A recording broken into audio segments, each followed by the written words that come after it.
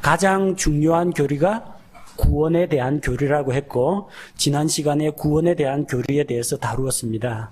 이제 이번 시간에는 하나님에 대한 교리를 살펴보고자 합니다. 하나님에 대한 여러 가지 다양한 교리들, 그런 것들이 있지만 그 모든 것을 다 다룰 수는 없고, 우리가 이 올바른 성경 말씀과 잘못 변개된, 잘못 번역된 성경 말씀에 어떠한 차이가 있는지 그걸 비교하는 데 중점을 두도록 하겠습니다. 자, 하나님에 대해서 우리가 제일 먼저 알고 있어야 할 사실은 삼위일체 하나님입니다. 하나님은 삼위일체 하나님이시다. 성부와 성자와 성령 하나님, 여러분 삼위일체 다 믿으시죠? 예, 삼위일체 하나님에 대해서 살펴보도록 하겠습니다. 성경은 하나님은 한 하나님이라고 기록하고 있습니다. 그러나 개역 성경에는 한 분 하나님이라는 표현이 나옵니다. 예, 한 분 하나님이라면 하나님은 한 분이시오. 개역 성경에 그렇게 되어 있어요. 한 분 하나님이라고 하면은 어떻게 되느냐 하면은 하나님은 한 분밖에 없다는 이야기입니다. 그러니까 유일신 사상입니다. 삼위일체가 아니고요. 하나님은 한 분밖에 없다라는 주장이 되어버립니다. 한 분이라고 할 때 우리가 영어로는 person이라고 합니다. person, personality, 인성, 어떤 개인의 인격적인 속성을 갖춘 한 존재를 가리켜서 한 분이라고 이야기합니다. 그래서 몇 사람이 모였느냐 하면 한 분, 두 분, 세 분, 네 분 이런 식으로 세죠. 독립된 각 개체 하나하나를 한 분이라고 합니다. 자, 그런데 정말로 하나님이 한 분이냐는 겁니다. 한 분이라는 것은 한 인격체를 이야기하는데 하나님에게 한 인격체만 있느냐? 그건 삼위일체가 아닙니다. 우리가 믿는 삼위일체는 한 하나님 안에 세 분, 세 인격체가 계신 것을 말합니다. 이 세 분이 모여서 한 하나님을 이루고 있다. 그렇게 말해야 올바른 표현입니다. 성부, 성자, 성령은 서로 구별되는 독립된 인격체로 존재하며 세 분이 한 하나님이 되십니다. 이 한이라는 말이 이 하나라는 말인데 성경에 사용되는 이 하나라는 것은 복합적인 하나, 덩어리진 하나를 의미하는 단어가 있고요. 하나밖에 없는 1, 2, 3, 4 가운데 1에 해당되는 그 하나가 있습니다. 히브리어 단어에서 에카드란 말이 있습니다. 이 에카드는 복합된, 결합된 하나를 이야기합니다. 예를 들어서 신명기 6장 4절에 오 이스라엘아 들으라 주 우리 하나님은 한 주시니. 개역 성경에는 또 이 구절이 우리 하나님은 한 분이시니 그렇게 되어 있습니다. 한 분이 아니고요. 한 주시니 이게 맞습니다. 여기에서 원 로드라는 게 원이 1, 2, 3, 4에서 1을 말하는 게 아닙니다. 덩어리진 결합된 하나를 이야기합니다. 마치 무엇과 같으냐? 에덴 동산에서 하나님께서 아담과 이브를 짝지어 주시고 이제 너희가 부부가 되었으니 그러므로 남자가 자기 아버지와 어머니를 떠나 자기 아내와 연합하여 그들이 한 육체가 될지니라. 개체는 분명히 둘이죠. 남편하고 아내하고. 그러나 부부는 일심동체라고 하죠. 하나로 연합되어 있기 때문에 부부는 하나다 그렇게 이야기합니다. 그럼 부부가 한 사람입니까? 한 분입니까? 그렇진 않습니다. 분명히 남편과 아내 둘로 구성되어 있지만 부부는 하나다라고 이야기합니다. 여기에서 원, 하나라는 말은 결합된 하나, 연합된 하나를 이야기하는 겁니다. 히브리어 단어 가운데 야키드란 단어가 있는데 이거는 1, 2, 3, 4, 5, 6, 7 할 때 숫자 1을 이야기합니다. 하나밖에 없는 유일한 하나를 이야기합니다. 그래서 창세기 22장 2절에서 아브라함의 독자, 아브라함의 독생자 이삭이죠. 내 아들 곧 내가 사랑하는 내 유일한 아들 이삭을 데리고 여기에서 유일한 아들 할 때는 그냥 한 사람을 이야기합니다. 자, 사용되는 단어 자체가 다릅니다. 유일신을 믿고 있는 이슬람교에서는 한 분 알라 외에는 다른 신이 없다 그렇게 가르칩니다. 알라 한 분 이외에 다른 신은 없다. 유일신을 이야기합니다. 그러나 우리는 결합된 하나로 계신 삼위일체 하나님을 믿고 있습니다. 이 사실은 대단히 중요합니다. 믿음이라는 게 그냥 믿습니다 하는 이런 게 어떤 결심이나 의지를 말하는 게 아니고요. 믿는 대상이 중요한 겁니다. 누구를 믿느냐, 무엇을 믿느냐가 중요한 겁니다. 우리가 믿고 있는 하나님이 어떠한 하나님인지를 정확히 알아야 합니다. 우리는 한 분밖에 없는 하나님을 믿는 게 아니라 한 하나님, 곧 세 인격체가 연합된 한 하나님을 믿고 있습니다. 이게 삼위일체입니다. 이 삼위일체를 부정하면 우리가 말하는 성경의 진리에서 벗어난 이단이라고 합니다. 그렇다면 삼위일체가 성경적인 근거가 있느냐? 근거 있습니다. 여러분 찬송가 부를 때 거룩하신 하나님, 성삼위일체의 영광 이런 찬양들 부르지 않습니까? 그럼 도대체 찬송가에 나오는 그 삼위일체의 하나님에 대한 그런 찬양이라든지 삼위일체라는 그런 신학적 교리가 어디에서 나왔겠느냐는 겁니다. 지난번에 말씀드렸죠. 성경 말씀에서 교리가 나와야 됩니다. 교리를 가지고 성경을 만들어서는 안 됩니다. 성경에 삼위일체가 있으니까 있다고 하는 겁니다. 그런데 여호와의 증인들은 삼위일체를 안 믿습니다. 여호와의 증인은 삼위일체 안 믿고 하나님은 한 분밖에 없다. 개혁을 아주 좋아합니다. 하나님은 한 분밖에 없다고 합니다. 그럼 예수님은 뭐냐? 예수님은 처음부터 계신 하나님이 아니고 아버지 하나님이 어느 날 언젠지는 모르지만 까마득한 옛날 창조한 피조물이라고 합니다. 모든 창조물 가운데 먼저 창조되었을 뿐이지 예수 그리스도는 하나님에 의해서 창조된 존재, 넘버 2라고 이야기합니다. 그럼 성령님은 뭐냐? 그들은 성령님이 인격체라는 사실을 믿지 않습니다. 성령은 하나님께서 사용하시는 에너지, 영향력, 기운이라고 주장을 하지 성령님이 듣고 보고 느끼고 슬퍼하시고 진노하시고 안타까워하시고 탄식하시는 이런 성령님, 인격체이신 성령님을 믿지 않습니다. 성령님은 하나님의 영향력, 하나님의 기운이라고 주장을 합니다. 그래서 이 여호와의 증인들을 상대하려면 상당히 힘듭니다. 개혁 성경 가지고 상대하려면. 저도 옛날에 여호와의 증인하고 싸워봤습니다. 삼위일체가 어디 있느냐는 거예요. 성경 다른 데를 요한복음 펼쳐서 보여주었습니다. 나와 아버지는 하나이니라 있지 않느냐. 그럼 나와 아버지는 하나이니라 했고 이유일체지 그게 어떻게 삼위일체냐는 겁니다. 또 다른 걸 또 여러 가지고 조합해가지고 막 보여주는데 삼위일체에 대해서 단적으로 이야기하는 성경 구절이 없다라는 겁니다. 그 성경 논쟁에서는 성경적 뒷받침이 없으니까 그냥 제가 졌습니다. 나중에 킹 제임스 성경을 보니까 거기에는 삼위일체라는 말이 분명히 나옵니다. 요한일서 5장 6절 7절을 보면 개역은 9절이 좀 짧습니다. 이는 물과 피로 임하신 자니 곧 예수 그리스도시라. 물로만 아니요 물과 피로 임하셨고 증거하는 이는 성령이시니 성령은 진리니라. 이렇게 기록되어 있습니다. 킹 제임스 성경은 어떻게 기록하느냐? 이분은 물과 피로 오신 분이시니 곧 예수 그리스도시라. 물로만 오지 아니하시고 물과 피로 오셨느니라. 증언하시는 이는 성령이시니 이는 성령께서 진리이시기 때문이라. 여기까지가 6절입니다. 개역은 반으로 나눠놨죠. 6절을 반 잘라가지고 상반부는 6절, 후반부는 7절 그렇게 만들었죠. 킹 제임스 성경에는 여기까지가 6절이고 7절이 중요합니다. 요한일서 5장 7절 하늘에 증언하는 세 분이 계시니 곧 아버지와 말씀과 성령님이시나 또 이 세 분은 하나이심이라. 확실하지 않습니까? 아버지 하나님, 말씀이신 예수 그리스도, 성령 하나님 이 세 분이 하나이십니다. 삼위일체 있습니다. 전 세계 성경 가운데 우리 한국에 있는 성경만 하더라도 수십 종이고 미국에는 수백 종류의 성경들이 있고 다양한 번역본들이 있습니다. 그런데 삼위일체에 대해서 이렇게 명확한 구절 요한일서 5장 7절이 살아있는 구절은 킹 제임스 성경밖에 없습니다. 이게 없으니까 이단들한테 당하는 겁니다. 삼위일체 어디 있느냐 여기 보라고 킹 제임스 성경으로 요한일서 5장 7절에 보면 분명히 나옵니다. 우리와 같은 믿음을 가지고 있는 근본주의 보수 신앙을 가지고 있는 수많은 믿음의 선조들이 삼위일체 하나님을 믿었습니다. 1700년대, 1800년대 찬송 시를 쓰는 사람들, 그 사람들 누구한테서 삼위일체를 배웠습니까?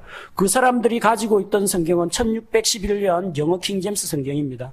성경에 분명히 나오니까 그거 가지고 삼위일체 하나님에 대한 찬송시를 기록한 것입니다.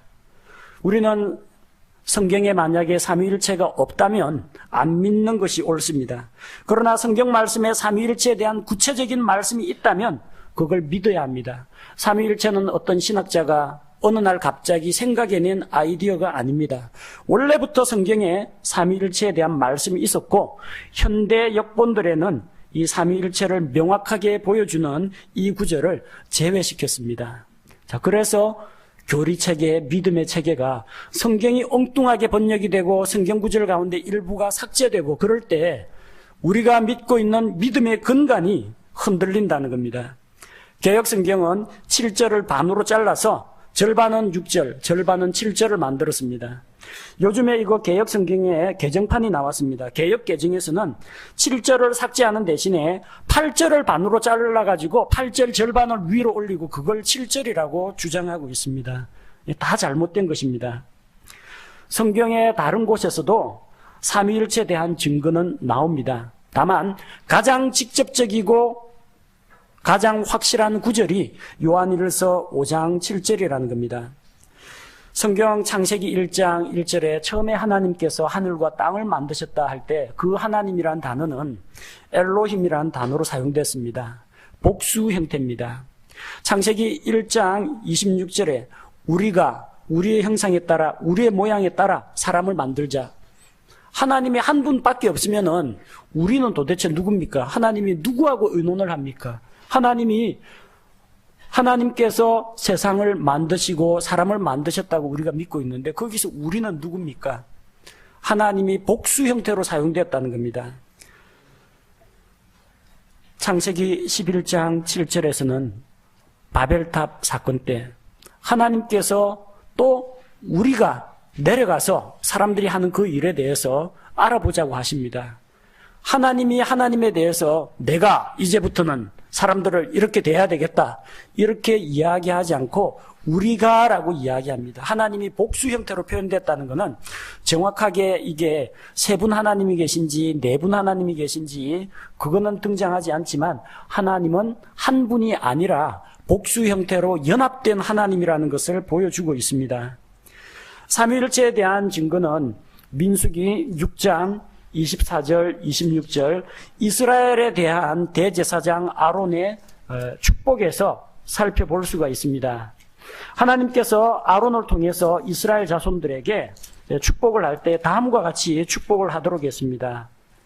민수기 6장 24절에서 26절에 주께서 내게 복을 주시고 너를 지키시기를 원하며 주께서 자신의 얼굴로 내게 빛을 비추사 내게 은혜 베푸시기를 원하고 주께서 자신의 얼굴을 내게로 향하여 드사 내게 평강을 주시기를 원하노라 할지니라 하라.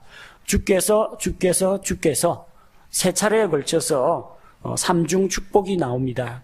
곧 성부 하나님, 성자 하나님, 성령 하나님 세 분이 계신다는 것을 간접적으로 시사하고 있습니다. 이사야 대언자가 우시야 왕이 죽던 해에 주께서 높이 들린 왕좌에 앉아 계시고 스랍들이 하나님의 왕좌 주변에서 그분을 찬양하는 그 목소리를 들었습니다. 뭐라고 찬양합니까? 거룩하다, 거룩하다, 거룩하다 이렇게 찬양을 합니다. 요한계시록 4장에서도 하나님의 보좌를 호위하고 있는 내 짐승이 거룩하다, 거룩하다, 거룩하다라고 찬양을 합니다. 이것을 통해서 우리는 세 분 하나님이 한 하나님으로 계신 것을 알 수가 있습니다. 구약성경 이사야 48장 16절 말씀에서는 이제 주 하나님과 그분의 영께서 나를 보내셨느니라. 자, 주 하나님이 계시고요. 아버지 하나님이 계시고 그분의 영 성령님이 계시고 그분께서 나를 보내셨느니라. 세상으로 보내심을 받은 예수 그리스도가 나옵니다. 이렇게 보면은 세 분 하나님이 계신 것을 알 수가 있습니다.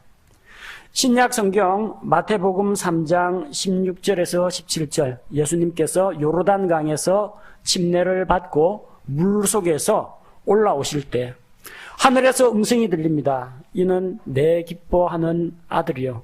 이는 내 사랑하는 아들이요. 내가 크게 기뻐하는 자다. 하나님께서 말씀하십니다. 아들 하나님이신 예수님께서는 물에서 침례를 받고 물속에서 올라오고 계십니다. 하나님의 성령님께서는 비둘기와 같이 공중에서 임하고 계십니다. 각기 따로따로 독립된 개체로서 세 분 하나님께서 동시에 모습을 나타냈습니다.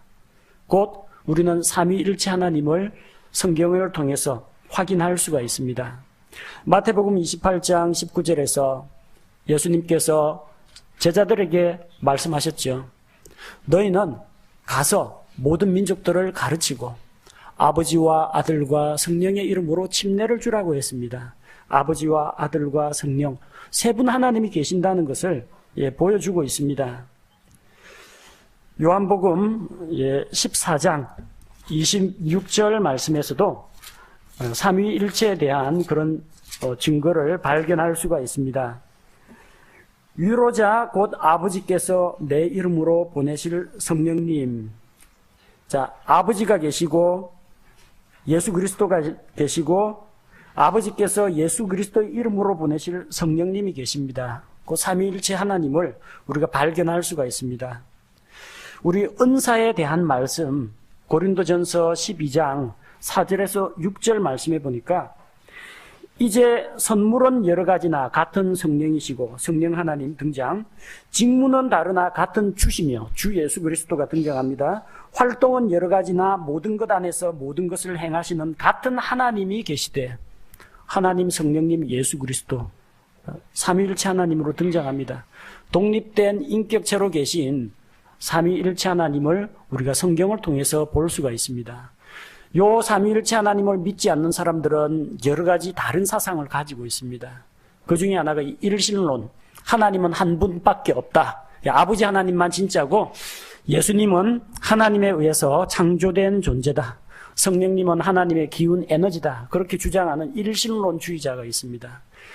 일부에서는 또 한 하나님이 아니라 세 하나님을 믿는 사람도 있습니다. 삼신론이라고 해서 세 신이 있는데 세 신이 서로 의논해 가지고 모든 걸 결정한다. 그건 삼신 사상이지 삼위일체는 아닙니다. 또 어떤 사상이 있느냐면 양태론이 있습니다. 하나님은 한 분이다. 그런데 모양만 계속 달라진다는 겁니다. 쉽게 말해서 물이 있는데 요 물이 추워가지고 얼면 얼음이 되고 물을 끓이면 수증기가 되는 것처럼 어떤 때는 고체, 어떤 때는 액체, 어떤 때는 기체 모습만 다르게 나타난다. 그런 주장을 양태론이라고 합니다. 양태론은 잘못된 겁니다. 흔히 하는 비유로 내가 교회에 오면은 목사고 집에서는 아이들한테는 아버지고 학교에 가서는 학생들한테는 선생님으로 불리는데 똑같은 내가 여러 가지 다른 모습으로 나타난다. 이런 주장이 양태론입니다. 그러나 성경은 한 하나님이 어떻게 모습만 자꾸 변신해가지고 나타나는 것이 아니라 독립된 세 개의 인격체가 존재한다는 것을 보여줍니다. 만약에 양태론이라고 하면 아까 우리가 본 마태복음 3장 16절 17절 예수님의 침례 장면은 설명이 안 됩니다. 예수님, 하나님, 성령님이 원래 한 존재가 모습만 바꿔 나타났다면은 예수님이 물에서 올라오시는데 저 하늘에서 들리는 소리는 뭐냐는 겁니다. 예수님이 복화술 하셨어요? 복화술? 아니면은 저 하늘나라에 있는 천사들 보고 내가 물에서 올라올 때 녹음기 틀어라 하고 목소리 녹음하고 오셨어요? 성령 하나님께서는 공중에서 비둘기처럼 내려오고 계신데 어떻게 각기 다른 공간에서 동시에 세 개체가 존재할 수 있느냐는 겁니다. 양태로는 옳지가 않습니다. 우리는 한 하나님 안에 있는 세 인격체를 삼위일체 하나님으로 믿고 있습니다. 자, 두 번째, 하나님이 어떠한 분이신가? 여러분, 하나님이 후회하신다는 말 들어봤어요? 하나님이 내가 그런 게 아닌데 내가 그때는 좀 잘못한 것 같아. 이럴 줄 알았으면 그렇게 안 할 걸. 하나님이 후회하고 자기 자신에 대해서 자책하는 이야기, 그런 이야기가 개역성경에 나옵니다. 하나님이 후회하기도 하고 내가 잘못했다고 뉘우치기도 하는 그런 하나님이 나옵니다. 사무엘상 15장 11절에 보면은 사울이 하나님의 말씀을 듣지 않고 불순종하죠. 그래서 하나님께서 이렇게 말씀하십니다. 개역성경으로 보니까 내가 사울을 세워 왕 삼은 것을 후회하노니, 이럴 줄 알았으면, 사울이 이렇게 나한테 배신할 줄 알았으면 왕으로 안 세우는 건데 하나님 후회하셨다는 거예요. 그가 돌이켜서 나를 좇지 아니하며 내 명령을 이루지 아니하였음이니라 하신지라 사무엘이 근심하여 온 밤을 여호와께 부르짖으니라. 후회하시는 하나님, 저질러 놓고 앞으로 무슨 일이 일어날지도 몰라서 나중에 사울한테 뒤통수 맞고 나서야 후회하시는 하나님이 나온다는 겁니다. 그러나 킹제임스 성경에서는 내가 사울을 왕으로 삼은 것으로 인해 슬퍼하노니 그가 나를 따르는 것에서 돌이켜 내 명령을 수행하지 아니하였느니라 하시니라. 그것으로 인해 사무엘이 근심하여 온 밤을 주께 부르짖으니라. 개역성경에서는 하나님이 후회하신다고 했고요. 킹제임스 성경에서는 하나님께서 슬퍼하신다고 했습니다. 하나님은 인격체이기 때문에 지성과 정서와 감정, 지성과 정서, 감정과 의지를 같이 가지고 계신 분입니다. 슬퍼하기도 하시고 기뻐하시기도 하고, 죄인들이 돌아올 때는 기뻐하기도 하시고, 또 사악한 자들에 대해서는 노를 바라기도 하시는 분이 하나님이십니다. 하나님께서 슬퍼하시는 것, 이 사람이 불순종하고 하나님의 명령을 따르지 않을 때 슬퍼하시는 것은 당연한 반응입니다. 근데 후회한다는 것은 뭡니까? 이전의 잘못을 깨닫고 뒤늦게서야 뉘우치는 것을 후회라고 하는 겁니다. 뒤후자입니다. 앞으로 어떤 일이 일어날지 모르기 때문에 후회를 하게 됩니다. 하나님이 후회를 합니까? 후회한다는 것은 하나님이 그릇된 판단을 해서 잘못을 저질렀다는 뜻입니다. 그러나 우리는 실수가 없으신 하나님, 완전하신 하나님, 잘못을 저지르지 않으시는 그런 하나님을 믿고 있다는 겁니다. 만약 하나님이 미래에 어떤 일이 일어날지 몰라가지고 뒤늦게서야 후회를 한다면 그런 하나님은 전지전능하신 하나님이 아닙니다. 하나님이 미래를 내다보시는 하나님께서 사울이 반역을 하고 배신을 할 것을 모르셨겠습니까? 알고 계셨습니다. 알고 계셨습니다. 그러나 너는 애초부터 반역을 하기로 예정이 되어 있기 때문에 너는 어차피 그런 놈이야 하고 하나님께서 그런 식으로 보지는 않으셨습니다. 아직 미래는 오지 않았습니다. 사울에게 기회를 주었습니다. 그가 겸손하게 백성들 가운데서 행하고 하나님을 두려워하는 것을 보고 그를 일단 신뢰하고 왕이라는 직무를 맡겼습니다. 그가 나중에 반역을 하느냐 하지 않느냐는 하나님이 예정을 해놓으신 것이 아니라 사울 자신이 스스로 욕심에 이끌려 미혹돼 가지고 하나님께 죄를 지은 겁니다. 그래서 하나님께서는 사울이 그렇게 자기를 떠나서 하나님의 명령을 지키지 않는 것에 대해서 안타깝게 여기셨고 슬퍼하셨던 것입니다.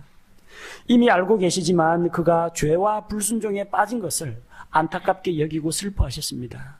그리고 하나님께서는 또한 그가 돌이키고 회개하고 하나님께 돌아오기를 간절히 바라고 계셨던 것입니다.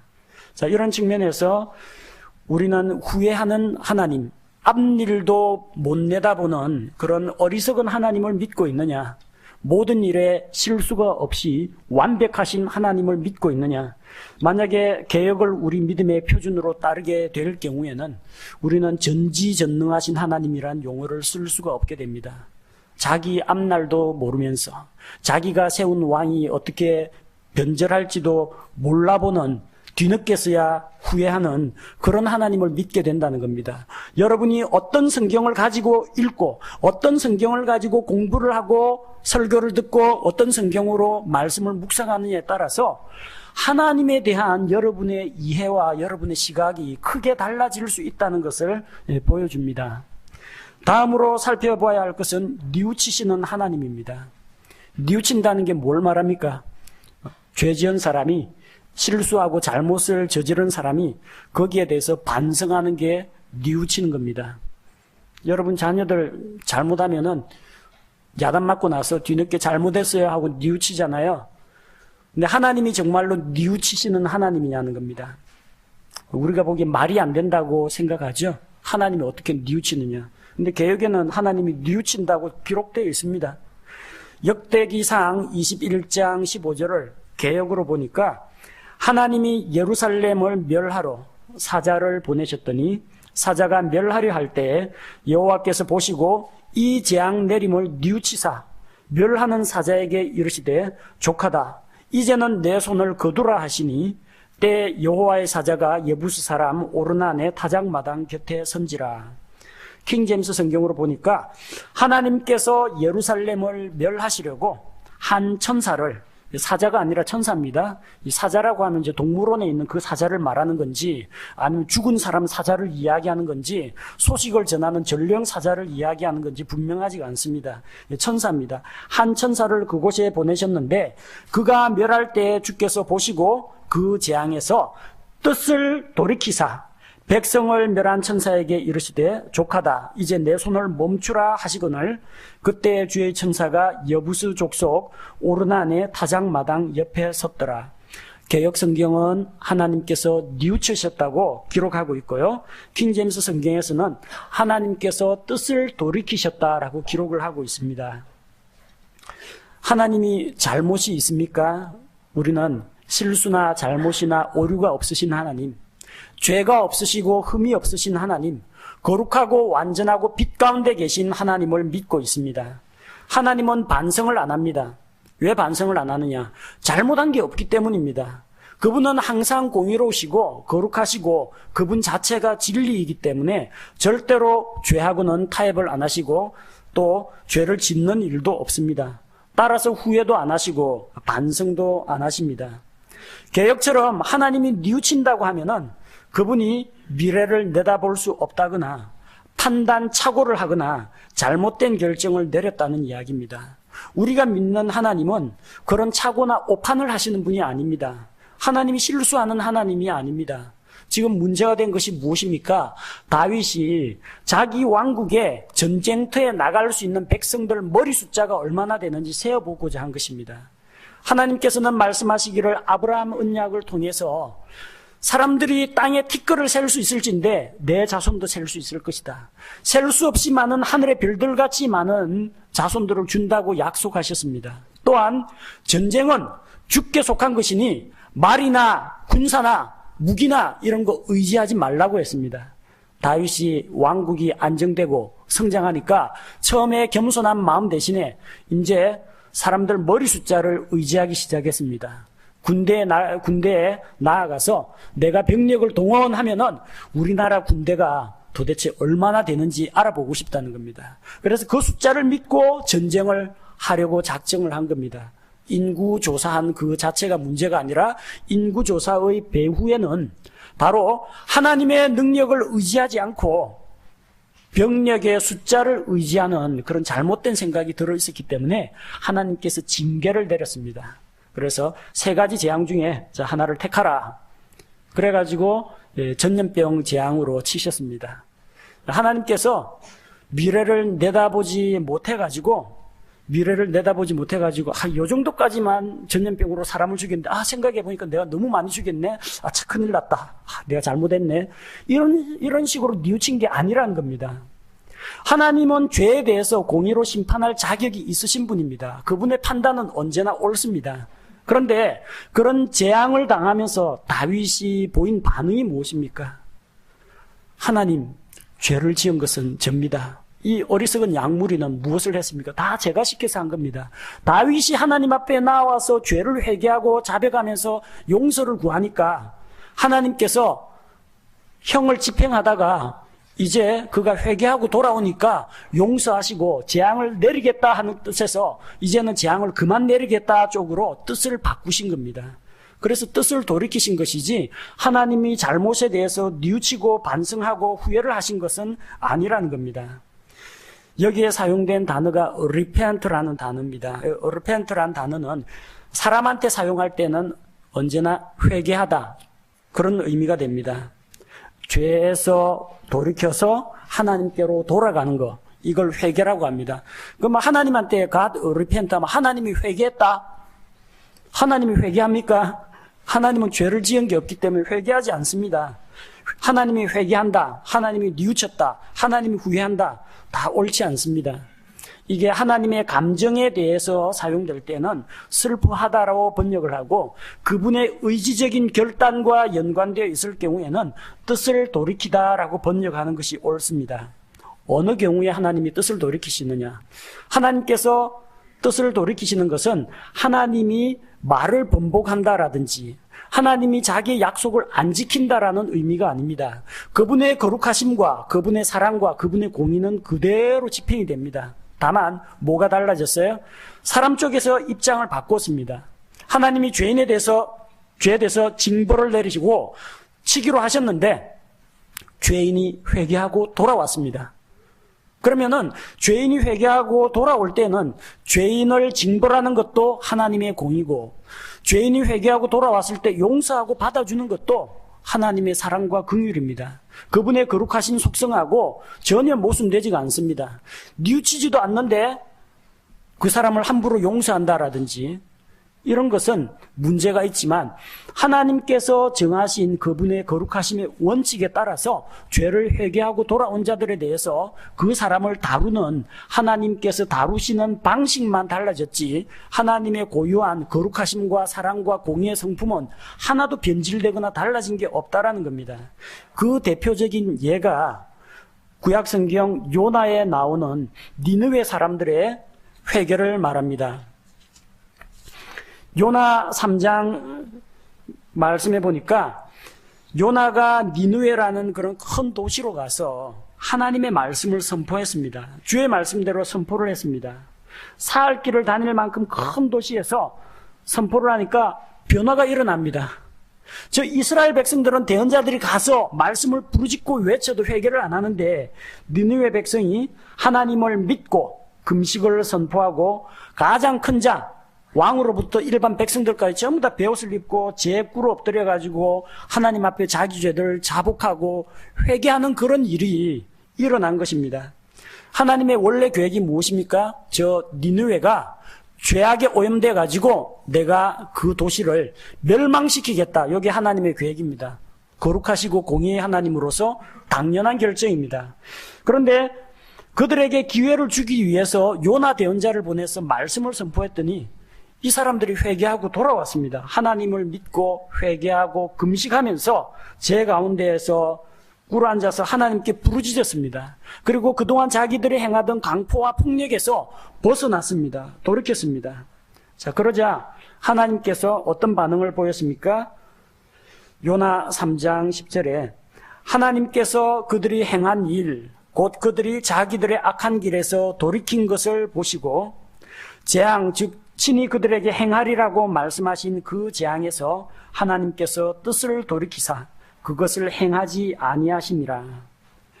처음에 요나가 외친 말씀은 심판의 말씀입니다. 40일이 지나면 니느웨가 무너지리라. 니느웨라는 도시가 무너질 것이 하나님의 작정된 심판입니다. 그런데 백성들이 회개하고 하나님께 돌아왔어요. 회개했는데도 다 죽여버리는 게 하나님의 뜻이냐? 그렇지 않습니다. 죄인들이 회개하고 돌아올 때는 받아주시는 것이 하나님의 거룩하신 성품과 일치합니다. 그래서 하나님께서 후회를 하거나 뉘우친 것이 아니라 재앙을 내리기로 한 그 계획에서 바꾸어서 그들을 용서하시고 받아주시는 것으로, 재앙을 안 내리는 것으로 뜻을 바꾸셨다는 겁니다. 왜 그런 변화가 일어났습니까? 하나님이 변덕이 심해서 그런 게 아니고요. 여기 나온 것처럼 자기들의 악한 길에서 돌이킨 것을 보시고 사람이 죄에서 돌이켜서 하나님께로 돌아왔습니다. 그래서 하나님께서 심판과 재앙에서 뜻을 돌이키신 겁니다.